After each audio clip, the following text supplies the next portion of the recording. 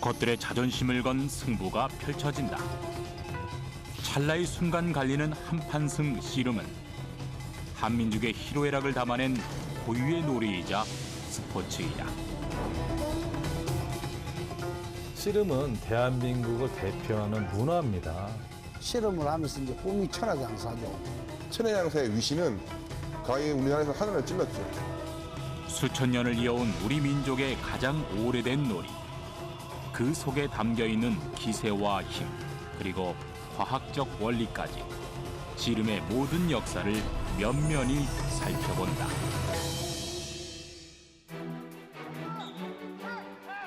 힘의 장사를 가리는 축제가 열렸다. 모두의 환호와 열기가 모래판으로 집중되는 순간, 손과 다리 그리고 허리까지 모든 신체를 이용해 상대를 제압해야 한다. 체구와 힘을 넘어 기술과 기세로. 그 결과를 예측할 수 없는 것이 씨름이라는 경기다. 씨름의 경기 시간은 단 1분. 3판 2선승제로 아무리 대단한 기술을 가진 선수라도 3-4가지 기술밖에 활용할 수 없다. 씨름의 묘미라고 생각하는 것은 이 맨살과 맨몸이 맞닿아서 거짓이 없는 정정당당한 모래 위의 승부라고 생각합니다. 이 사람이 다른 사람에게 상대방에게 해를 가하지 않고 기술과 힘과 민첩성, 몸의 움직임만으로도 이 승부를 낼 수 있는 스포츠라고 할 수 있죠. 그래서 우리 씨름이 우리 정서적으로 가장 잘 맞고, 거기에 따라 이 씨름의 가장 큰 묘미는 바로 그러한 이 인간의 근본적인 행동을 가지고 승부를 낸다는 게 바로 씨름의 묘미라고 생각됩니다. 씨름의 가장 큰 매력은 신체적 한계를 뛰어넘어 승부 근성과 투지로 상대를 제압하는 것이다. 모두가 선수의 승패를 예측한 그 순간까지 반전의 묘미를 선사하는 것도 그런 이유에서다. 씨름은 사실 이제 쉽게 넓은 의미에서 생각하면 사람과 사람 간의 기싸움, 또 혹은 신체를 이용해서 상대를 넘어뜨려서 승부를 가르는 것, 뭐 이런 식으로 우리가 해석을 할 수가 있겠죠. 요즘에는 이제 뭐 여당이나 야당도 이제 국회에서도 이제 서로 이제 힘겨루기를 할 때 이제 뭐 삿바 싸움을 한다든가, 또 아니면 뭐 씨름한다든가, 또 어떤 힘든 일을 할 때도 우리가 뭐 책과 씨름하고 있다 이런 용어로 사용하기 때문에 씨름은 꼭 우리가 경기장에서 벌어지는 씨름뿐만이 아니고 상대와 간의 사람과 사람 간의 기싸움이라든가, 또 어떤 힘싸움, 그리고 내가 진행하고 있는 일과의 어떤 싸움, 이런 것을 우리가 이제 씨름이라고 표현할 수가 있겠죠. 대부분의 씨름 선수들은 경기 전 삿발을 잡는 그 순간부터 기선제압에 들어간다. 과거엔 삿바 싸움을 통해 상대의 힘을 가늠하며 기싸움을 하기도 했다. 그 후 본격적인 경기가 시작되면 이제 선수들은 계산이 아닌 감각적인 기술 전쟁에 돌입한다.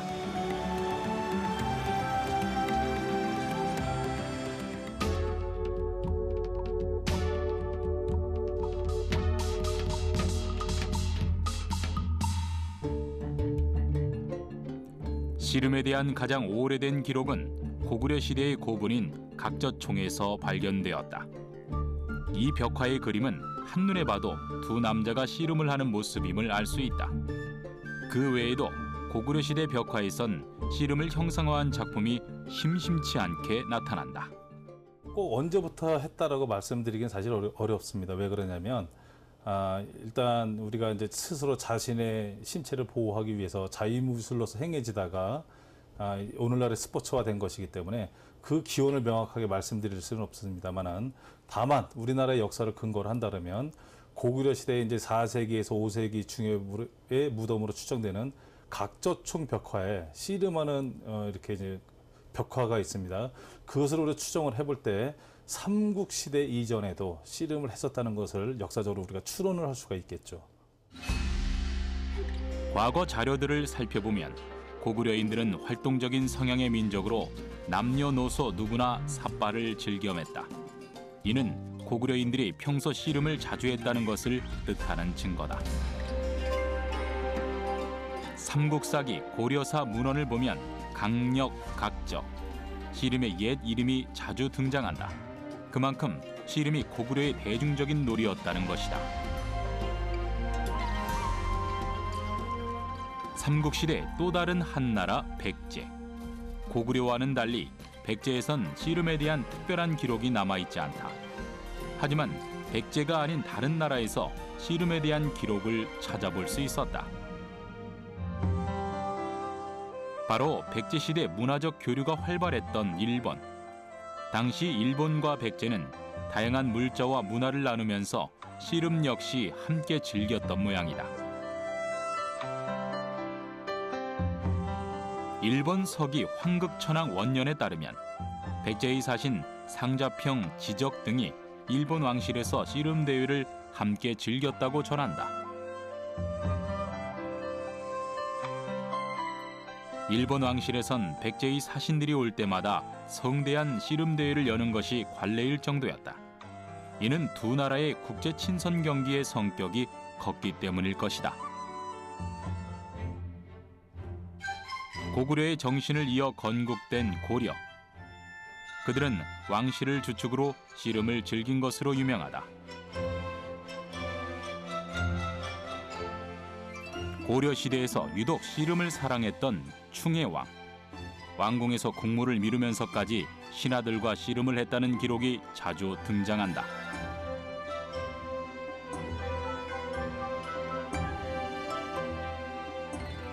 고려사에 따르면 충혜왕은 지위 고하를 막론하고 씨름을 즐겨 우려를 샀을 정도였고,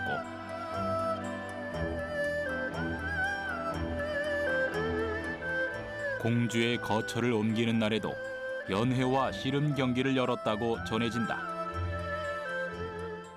씨름과 관련해서는 그 충혜왕 때 좀 나타납니다. 충혜왕이 아랫사람들하고 씨름을 즐기다 보니까 그 위아래에 예절이 없었다거나, 충혜왕이 자기 일은 그만두고 그 몽골 사신하고 같이 씨름을 구경하고 상을 줬다거나 이런 내용들이 있다거나, 또 이제 공민왕 때 같으면 박강이라는 인물이 있었습니다.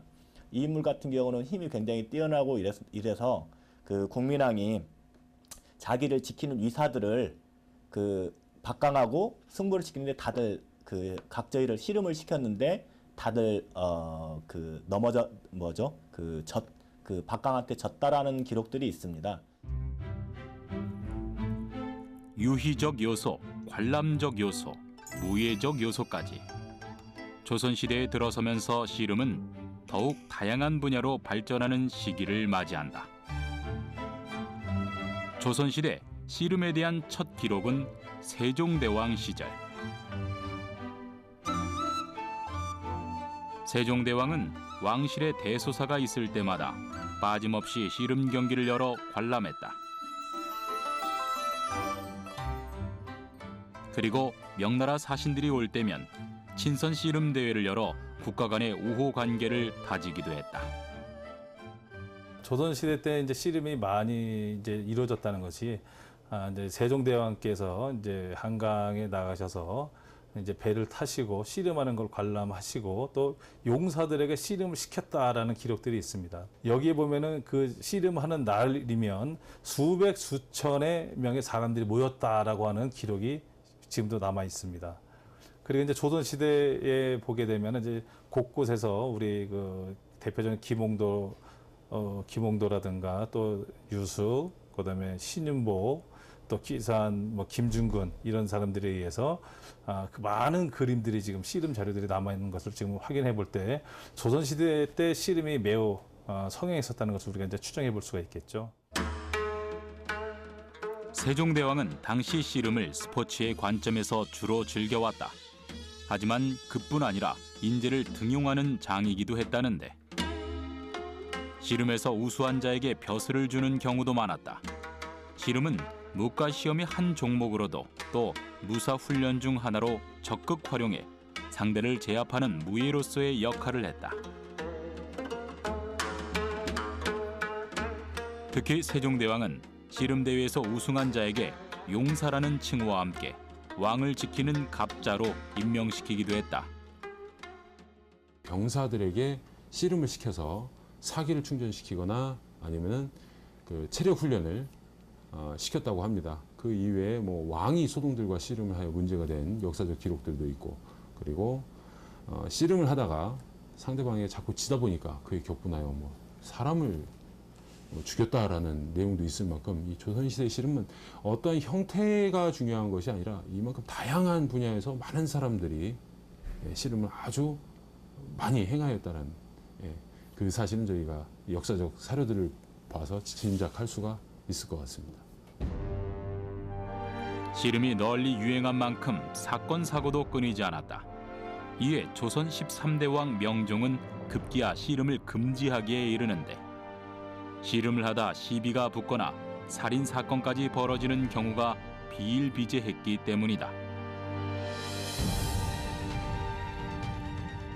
단오날 동궁 별감인 박우환이 시강원에 와서 호소하기를 길에서 양반의 무리를 만나 억지로 씨름을 하게 하며 들어주지 않는다 하여 의복과 갓을 찢고 심지어 회사하는 글까지 찢어버렸다.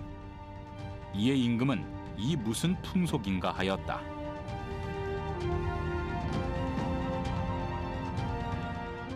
현종 때인가요? 이때 그 어떤 사람의 종인 선이라고 하는 사람이 씨름을 하다가 지니까 이 사람을 칼로 찔러 죽입니다. 이제 그것을 본 그 죽은 사람의 부인이 다시 이 사람을 칼로 찔러 죽이는 사건까지도 벌어지거든요. 그 뒷시기에도 씨름과 관련된 여러 가지 사건 사고들이 계속 등장하는 걸 보면 조선시대 전반적으로 씨름이라고 하는 게 상당히 널리 퍼져 있었다고 보입니다. 조선 중기에서 후기로 갈수록 씨름은 서민들의 상부상조와 화합의 의미를 다지는 놀이로서 발전해왔다.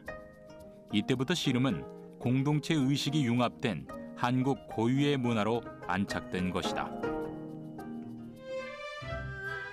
조선 후기에 그려진 풍속화 속엔 저잣거리의 서민들이 거리낌 없이 씨름을 즐기는 모습을 자주 드러낸다. 씨름은 마을의 단합과 향약을 도모하는 장치였기 때문이다. 씨름을 크게 즐겼던 날은 단오, 3월 삼진날, 4월 초파일, 7월 백중, 8월 한가위였다. 이는 신성한 재례가 있는 날엔 씨름이 빠지지 않는다는 것을 뜻한다.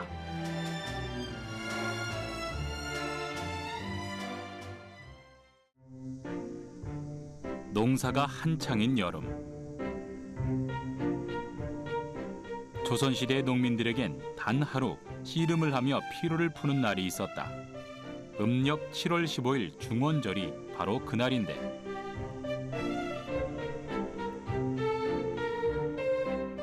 중원절은 농민들에게 일명 호미씨시라 불리며 호미를 던져두고 모두 모여 술을 마시고 씨름을 즐기는 날이었다. 조선 전기까지만 해도 왕실의 행사나 무인들의 단련의 용도로 활용되던 씨름은 후기로 갈수록 서민들의 유희적 놀이로서 뿌리내리기 시작했다.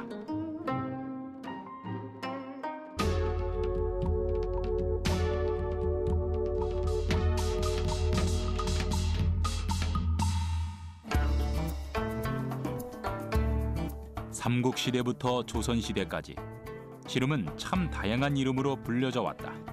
강력, 각적, 각희, 강력희.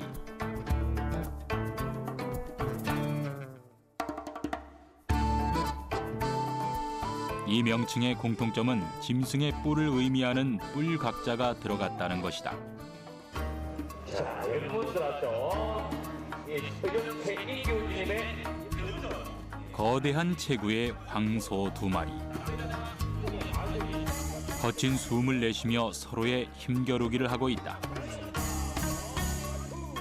이 모습이 바로 씨름과 흡사하다 하여 옛 씨름의 명칭 속엔 뿔각자가 자주 사용되었다고 추측되어진다.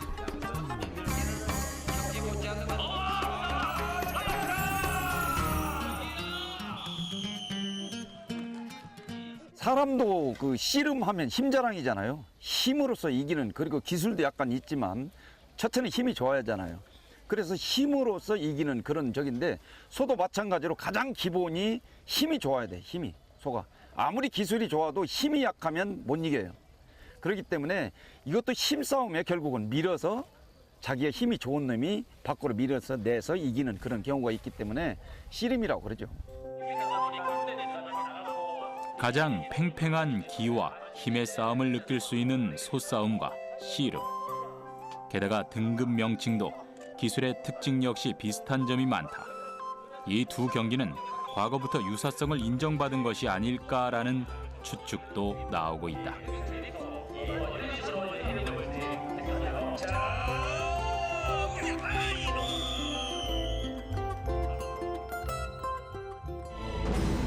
그렇다면 현재 우리가 부르는 씨름이라는 명칭은 언제부터 나타났을까? 씨름이라는 단어의 시초는 세종 13년에 지어진 석보상절이라는 문헌에서 처음 등장한다. 그 당시엔 씨름이 아닌 시름이라는 단어로 명시되었다. 그 후 숙종 3년에 편찬된 박통사언해엔 시름, 시람으로, 역어유해엔 시롬으로, 영조 때의 고시조집인 청구영언엔 씨름이라는 단어가 드디어 나타난다.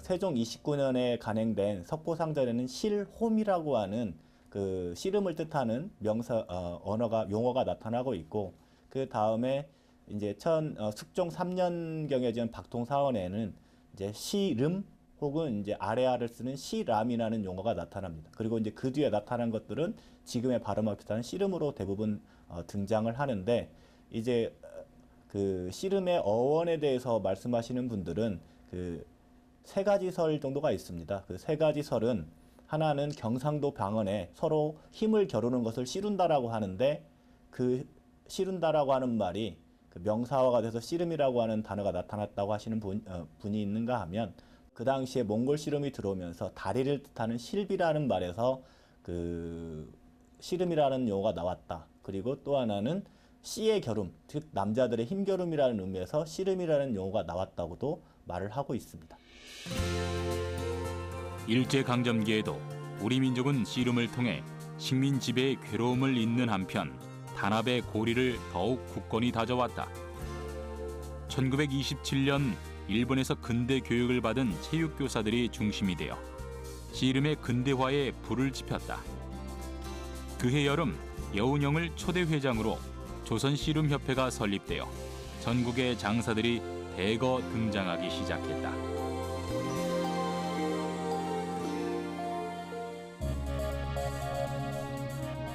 하지만 수많은 인파가 몰리는 씨름대회의 위협을 느낀 일본은 급기야 씨름대회를 해산시키기에 이른다.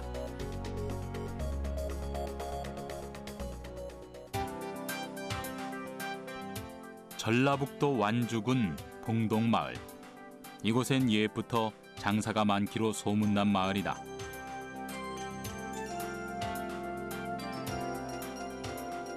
이 마을엔 누구나 기저귀를 뗄 무렵부터 씨름을 한다는 말이 있을 정도로 씨름을 즐기는 곳인데, 과거엔 봉동의 장사가 전국의 장사라 불릴 만큼 그 명성은 대단했고, 지금도 1년에 한 번씩 봉동 씨름대회가 열리고 있다. 이 마을에서 언제부터 당산제와 씨름대회를 열었는지 정확히 아는 사람은 없다. 단지 마을 평안과 안녕 그리고 풍년을 기리기 위한 제례인 것이다. 당산제를 올린 후 저녁에 열리는 씨름대회. 봉동마을 전 부락의 장정들이 모여 힘의 한판승을 벌인다. 50여 년 전 지금보다 열기가 뜨거웠던 봉동 씨름대회. 당시의 장사들을 만나 그 시절 씨름에 대한 추억을 들어보았다. 그 지금 노국기 씨, 노은기 씨, 김재철 씨 장사들이 우리 저짝에 지금 노국기 씨, 노은기 씨, 김재철 씨, 이병헌 씨 이런 양반들이 전부 다 장사 솥단 사람들이야. 전국에서 쓸고 다니면서 덩치가 한 150근 이상 되는 사람들이에요, 전부 다. 저한테 예를 들어서 장사라고 있었어요. 장사. 제가 예를 들어서 힘을 쓸 때는 한마디로 참 통보리를 그냥 혼자서 두 가마씩 내가 쥐고 힘을 많이 써니까 쓰고 하니까 힘이 도출돼갖고 그래서 어디나 가나 참 씨름을 하면은 참 이기는 쪽에 속했고 지는 쪽은 속하지 않았거든요. 제가 그런 것이 벌써 오랜 세월이 흘러서 참 추억의 한 페이지로 생각이 떠오릅니다. 아이 어른 할 것 없이 몇몇만 모이면 삿발을 잡기 일수. 봉동에 가서 힘자랑을 하지 말라는 옛 말처럼 이 마을엔 타고난 장사가 많았다. 봉동이 씨름으로 유명한 만큼 장사의 상금도 두둑했는데 봉동 씨름에서 황소를 누가 타느냐가 마을 넘어 군 단위의 관심사이기도 했다. 그렇다 보니 전국에서 힘께나 쓴다는 사내들은 봉동으로 몰려들었다. 황소와 남자의 자존심을 건 전국 장사들의 대결이었던 것이다. 여기서 씨름을 하지 않아? 그러면 애기 씨름, 또 이제 중씨름, 그 다음에 상씨름, 막 햇불 갖고는 막 이 면민이 집에서 하나도 없을 정도로 다 나와. 이 방천이 그냥 가끔 막 이 스탠드 같은 막 그 방천이 막 꽉 차서 엄청나. 그래가지고 씨름을 하는 거야. 거기서 애기 씨름, 이제 중씨름, 그 다음에 상씨름 이제 소나가. 에? 그래가지고 저는 여기서 4번을 1등을 했어. 4번을. 이제 소를 4마리 따은 것이지, 소를. 그렇지 엄청난 그 씨름을 해 여기서. 해방 이후 우리나라는 자유로운 분위기에서 씨름 문화가 더욱 활성화되었다. 각 지역별 장사 대회는 물론 전국 대회까지 각 도를 대표하는 장사가 있을 정도였다. 당시만 하더라도 각 도별 씨름을 하는 방식이 제각각이라 전국 대회를 하기에 많은 혼선과 어려움이 따르기도 했다.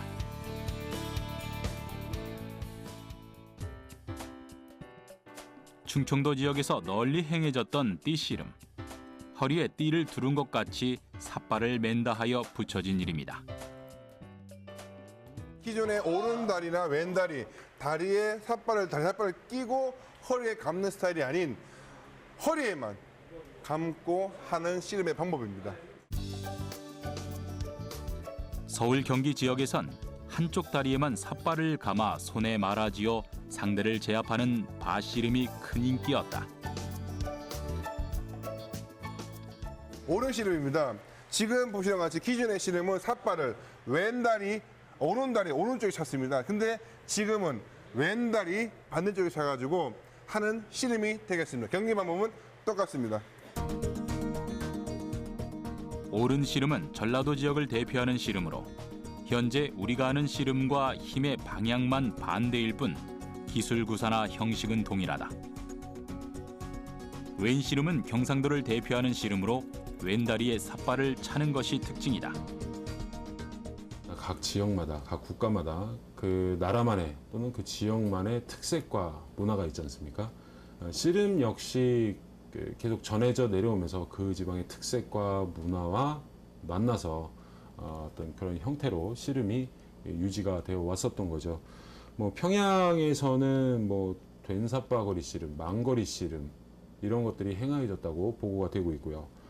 황해도 지방에서는 계량 씨름, 그리고 전라도 지역, 경기도 지역에서는 뭐 오른 씨름을 했었다라는 기록들이 전해져 내려오고 있습니다. 하지만 후에 이제 이러한 씨름의 형태들이 경기화되기 시작을 하면서 이러한 다양한 종목을 둘 수가 없었기 때문에 통일을 해야 됐기 때문에 현재 이제 경상도 씨름으로다가 통합이 된 것입니다. 1960년대 들어 씨름협회는 각 지역별 다른 방식의 씨름에 대한 문제점을 제기한다. 전국 씨름대회 당시 선수마다 가위바위보를 해 씨름 방식을 정하다 보니 재기량을 발휘하지 못한다는 것이다. 그리하여 1962년 우리나라의 씨름은 왼 씨름으로 통일하게 된다.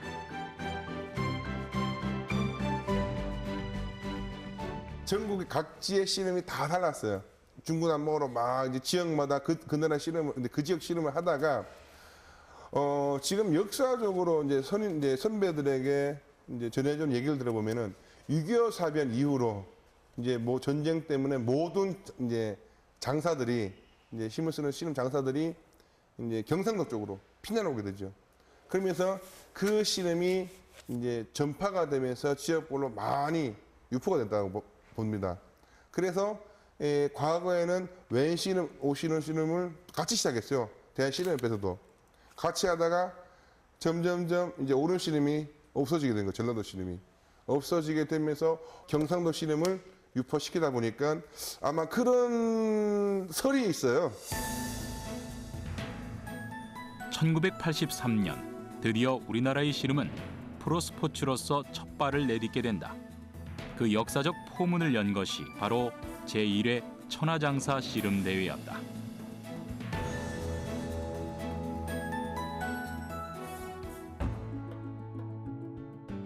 당시 전국에서 내로라 하는 장사들이 모두 모여 전 국민적 관심이 집중되었던 대회, 씨름이 국민적 스포츠 반열에 오를 수 있었던 계기이기도 했다.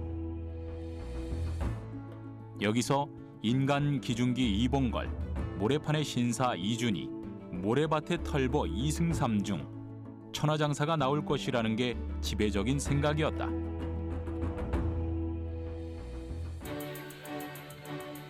하지만 모두의 예상은 보기 좋게 빗나갔다.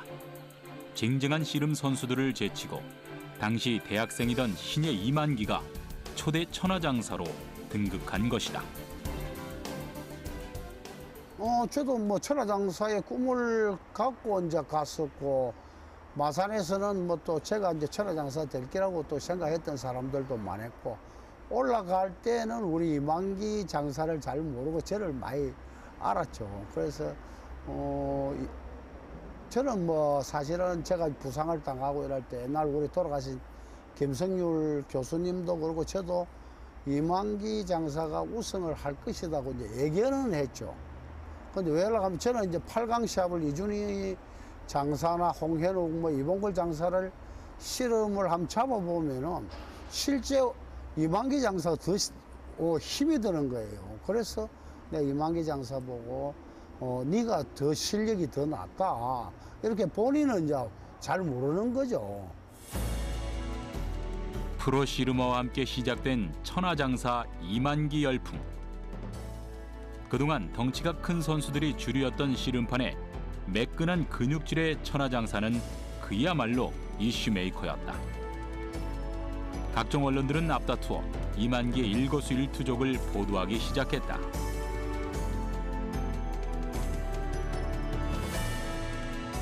현대 씨름의 부흥기는 이만기의 인기와 더불어 크게 번성했다. 현대 씨름 역사상 천하장사 10회 타이틀은 아직도 전설로 남아있다. 이만기가 등장하는 씨름 경기의 인기는 그야말로 폭발적인 시청률을 자랑했다.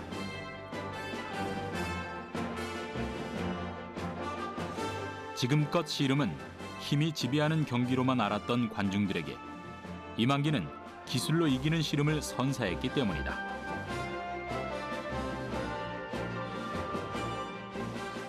지금으로서는 상상도 못할 일이지만 당시 씨름 경기가 방송되는 시간이면 거리에 사람이 없을 정도였고 씨름 경기 시간 때문에 9시 뉴스 방송 시간까지 밀릴 정도였다.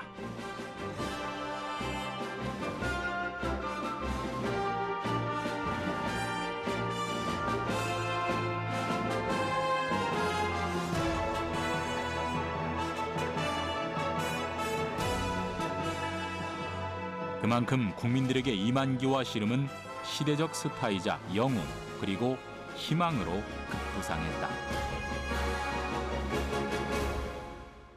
국민들의 대리만족을 줄 수 있는 어떤 카타르시스, 국민들이 원하고자 하는 모습들이 씨름 장면에서 연출이 되었기 때문입니다.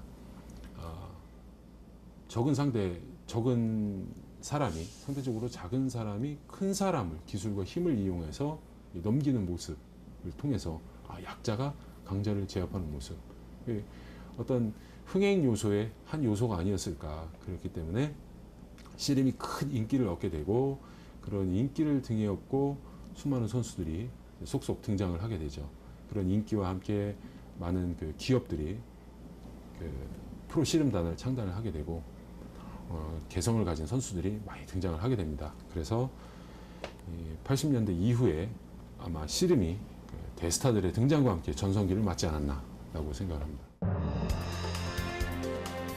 그 후로 7년 뒤 국민스타 이만기는 소년장사 강호동에게 천하장사 타이틀을 뺏기는 충격적인 사건이 발생했다. 이것은 천하장사의 세대 교체를 알리는 신호탄이기도 했다. 전설 그 천하장사 이만기 장사와 신예 강호동의 대결에서 아무도 아마 신예 강호동의 승리를 예측을 하지는 못했을 것입니다. 그런데 이 신예 강호동이 전설의 이만기 장사를 누르고 2대 0으로 백주장사 준결승전에서 승리를 하게 됩니다. 사람들에게는 굉장히 충격이었죠. 승승가도를 달리고 있던 이만기 천하장사가 신예, 또 고등학교를 갓 졸업한 만 19세의 나이로 또 마산상고라는 고등학교 대선배를 누르고 백두장사 준결승전에서 이만기 선수를 누르게 되죠. 저는 개인적으로 그 경기를 가장 기억에 남는 명승부라고 얘기를 해드리고 싶습니다.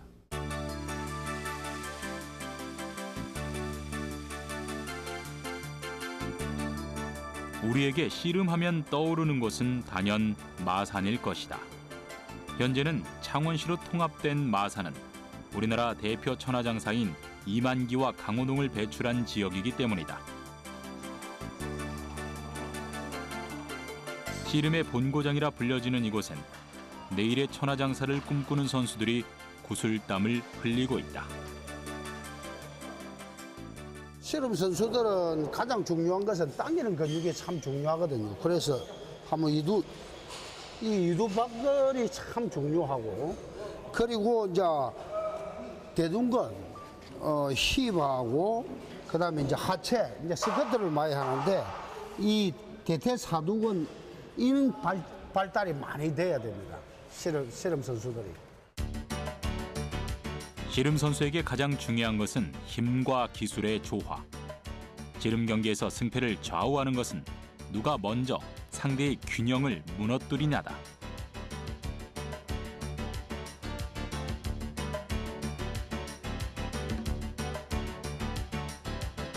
씨름의 모든 기술은 균형 싸움과 직결되어 있다. 우리가 역학적으로 그 다리 기술이나 이런 모든 기술을 하면 지렛대 원리를 많이 설명을 하는데요. 이 지렛대 원리를 잘 알게 되면 상대의 중심을 빨리 무너뜨릴 수 있는 어떤 그런 효과성이 또 극대화될 수가 있거든요. 유도도 마찬가지고 씨름도. 그래서 그런 어떤 뭐 원리를 잘 활용할 수도 있고요. 두 번째는 그 회전의 원리인데요. 우리가 그 원심력과 구심력을 많이 얘기를 하지 않습니까? 유도에서 업어치기 동작, 그것도 마찬가지고. 그 씨름은 돌림 배직이라는 게 있어요. 어떤 씨름 기술을 잘 보시면 항상 오른쪽으로 돌지 왼쪽으로 돌지는 않습니다. 기술이. 그는 오른쪽에 어떤 씨름 자세는 오른쪽이 축이 돼요.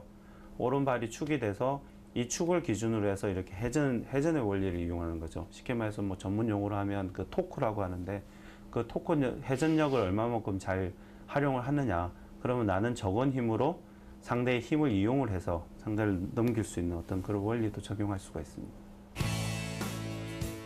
씨름의 기술은 손과 다리 그리고 허리에서 주로 나타난다. 균형만 무너뜨린다면 아무리 체격 차이가 나는 선수라도 가볍게 이길 수 있기 때문이다.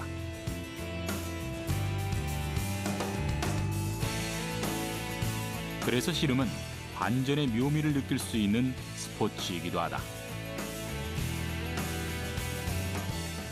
보통 이제 큰 기술도 허리 기술, 힘을 사용하는 배지기 기술들이 배지기, 밀어치기 이런 다리 기술 중에서는 뭐 밧다리 이 정도의 큰 기술들이 현대의 씨름에서는 대부분이 승패를 좌우하게 되고 있더라고요. 앞서 이제 초창기 이만기 1세대 이만기 교수님부터 해서 1세대의 씨름 보면은 기술들이 혼합 기술들이 굉장히 많이 나와요. 그러니까 체형이 비슷하고 거기에다가 파워풀도 비슷하니까 많은 기술들이 연결이 되면서 상대방의 허점을 찌르는 기술이 많이 나온 반면 현재의 기술들은 그때보다 조금 단조로운 감은 있지만은 거기에 따른 파워풀한 경기들이 많이 나오고 있죠.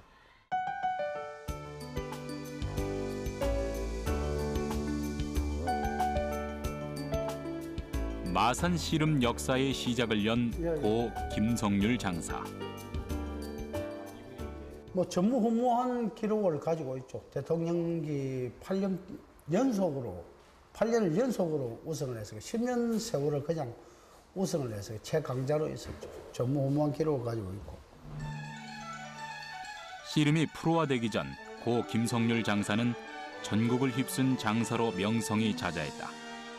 마산에서 번진 그의 인기는 곧 전국으로 퍼져나갔다.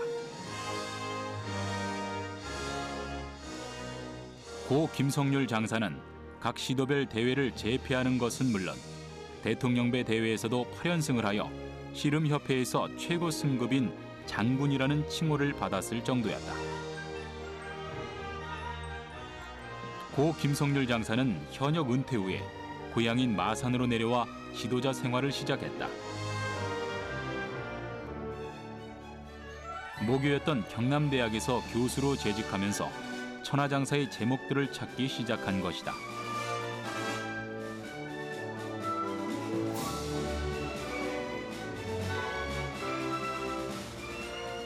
그는 곧바로 이승삼, 이만기, 강호등 등과 같은 대한민국을 호령하는 씨름 선수를 배출해 나갔다. 그래서 김성률 어떤 그 장사님이 이제 마산에 하면서 씨름이 경남 마산으로 완전히 이제 그 전환을 하게 되는 거죠. 그래서 김성률 장사님 또 친구분들이 다 한경수 감독, 백성만, 정평실, 정건종 뭐 이런 선생님들이 전부 다 마산에서 교편 생활을 하면서 경남에서 교편 생활하면서 그 기술을 노하우를 후배들한테 그대로 전달시켜 준 거죠. 그러니까 그 노하우를 가지고 그대로 내려왔기 때문에 마산 씨름의 기술적으로 상당한 그 다른 지역도 물론 잘 하지만은 기술하면은 그래도 마산 씨름이다 이렇게 지금은 이제 그 정평이 조금 나가 있는 거죠. 고 김성률 장사의 명성과 업적을 기리기 위해 마산 지역에선 매년 김성률배 씨름 대회를 개최하고 있다. 학산 김성률배 전국 천하장사 씨름 대회는 우리나라에서 최초이자 유일한 개인의 명칭을 딴 씨름 대회이다.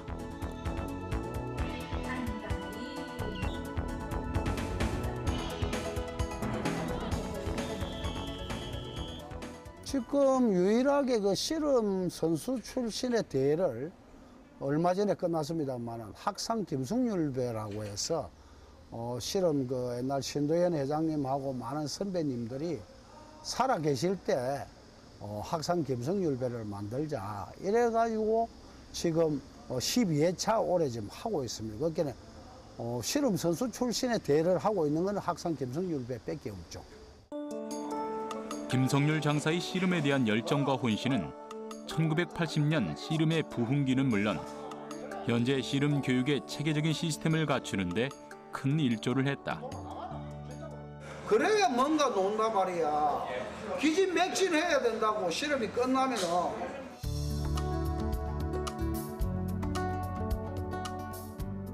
지금도 고 김성률 장사의 후예로 불리는 지도자들이 마산 씨름의 우수성과 명성을 이어가고 있다.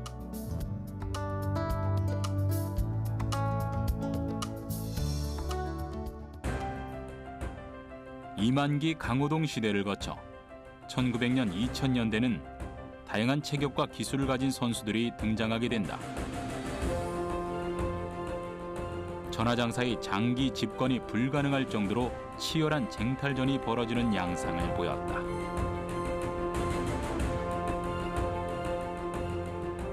1980년대 말에 또 이만기라든가 또 강호동 장사가 붙었던 그런 빅 하이라이트 경기를 통해서도 나도 씨름 선수가 돼서 강호동이나 또 이만기 같은 선수가 되겠다 이런 꿈을 또 이제 꾸고 이제 씨름을 접근한 선수들이 많이 있었죠. 그래서 이제 씨름의 뭐 1세대 뭐 이만기, 이준희, 이봉걸 그런 사람을 담기 위해서 씨름을 참가했던 우리 이태현 장사라든가 또 그렇게 씨름에 또 참가를 해서 또 스타가 될 수 있다.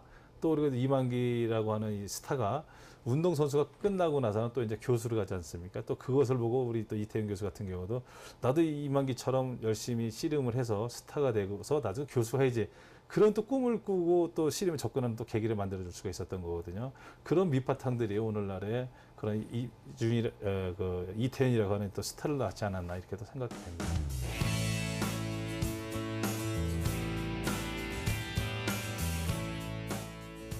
1990년대부터 모래판의 황태자라 불렸던 이태현 장사.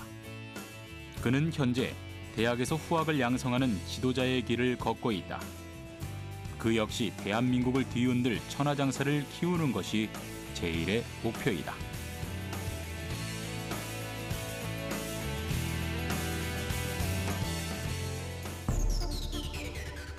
그는 지난 8월 제29회 전국 시도대항 씨름대회 대학부 단체전에서 지도자로서 처음으로 우승의 쾌거를 거머쥐었다. 이태현 감독에게 모래판은 아직도 설레는 승부의 현장이고 자신의 꿈을 이뤄준 무대이기도 하다. 가장 치열했던 장사들의 대결. 그에게 그 당시는 어떤 기억으로 남아있을까? 인기도를 봤을 때는 80년대지만은 선수의 구승용으로 봤을 때는 90년대 중반. 그때가 이제 제 세대인데 그때는 씨름했던 인프라가 굉장히 많았어요. 왜냐하면은 이만기라는 대형 선수를 보고 TV에서 보고 거기에는 그 존경의 대상이었죠. 많은 선수들이 씨름하기 시작했습니다. 그러니까 이 씨름 인구가 늘어나다 보니까 저희 세대 때는 각 체급별로 한 명의 장사를 독주하는 게 아니고 굉장히 많은 장사들이 막 치고받고 올라오면서도 거의 대단했죠. 그 열기는 실력들도. 이태현 감독은 80년대부터 이어온 씨름의 부흥기를 온몸으로 느낀 세대이다. 그는 시대적 흐름에 맞춰 현장 중심의 기술 교육은 물론 이론에 대한 심층적인 교육에도 큰 힘을 쏟고 있다. 실전을 대비한 다양한 기술 이론과 적용에 대한 훈련이 주를 이룬다.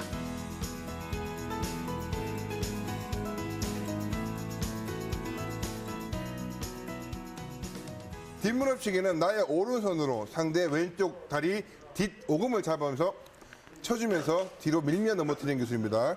손기술의 대표적인 뒷무릎치기는 다른 기술을 구사하기 전 연결 기술로도 자주 활용된다. 다리 기술의 대표 기술입니다. 안다리 기술입니다. 자, 나의 오른다리로 상대방 씨름대회보다 흔히 볼 수 있는 다리 기술로 상대의 무게 중심을 순식간에 무너뜨릴 수 있는 대표적 기술이다. 둘, 셋. 지금 현재 씨름에서 가장 많이 사용하고 있는 왼배지기 기술입니다. 이제 첫째, 나 상대의 중심을 상대의 중심을 왼쪽으로 기울게 만들면서 오른쪽으로 몸이 돌아갑니다. 하나 돌아가면서 나의 왼다리가 왼배지기는 허리 기술의 하나로 왼다리를 상대의 허벅지 쪽으로 넣은 후 허리를 돌려 제압하는 기술이다. 씨름의 꽃이라 불리는 들배지기. 상대를 한 번에 쓰러뜨리는 끝내기 기술로 유명하다. 셋, 네.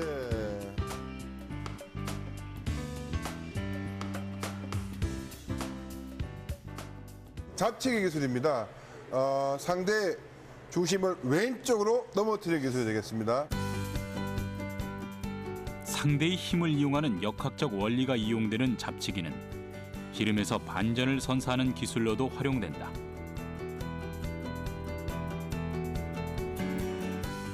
이태현 감독은 씨름을 대중적인 스포츠로 활성화시키기 위해 다양한 노력을 하고 있다. 씨름은 선수가 아니어도 누구나 쉽게 접할 수 있고 즐길 수 있는 우리의 전통 문화이기 때문이다. 대한민국 모두가 천하장사가 될 수 있는 그날을 위해 그는 오늘도 최선을 다하고 있다. 과거 역사의 때부터 씨름하면은 개념이 없었습니다. 우리가 있었고 화합이 있었죠. 이 모든 국민들이 모여서 웃을 수 있는 거리, 그리고 울 수 있는 거리, 대화거리가 바로 씨름이었고, 현재에서 우리의 씨름은 화합의 장, 즉 축제의 장으로 이어진다는 거죠. 이 씨름 모래판의 위에서는 과거와 현재가 공존할 수 있는 그런 느낌을 저는 항상 맡고 있거든요. 우리랑 단어와 화합이란 단어, 이 두 가지 단어가 저는 개인적으로 가장 머릿속에 떠올리면서 이거를 널리 사람들에게 알리고 싶어요. 그래서 씨름은 우리와 화합이 합치진 우리의 문화라는 것입니다. 한민족이 생기면서부터 같이 내려온 것이 바로 씨름이기 때문에 이 씨름은 우리가 스포츠적인 접근보다는, 스포츠적인 접근도 좋지만은 문화로서 우리가 어떻게 하면 이걸 전통시키고 발전시키고 개성시켜 나갈 것인가, 여기에 대한 이제 고민을 하는 것이 좀 더 이제 중요하다고 할 수가 있겠죠. 힘을 겨루며 화합을 도모하는 친화적 스포츠 씨름. 이는 한민족 역사상 가장 역동적이며 박진감이 넘치는 경기다. 농경시대 농민들의 활력을 북돋아주고 현대엔 국민들의 희망을 불어넣어줬던 씨름. 세월이 흘러도 씨름은 우리 민족의 신명과 단합을 높여주는 문화라는 것은 변함이 없다.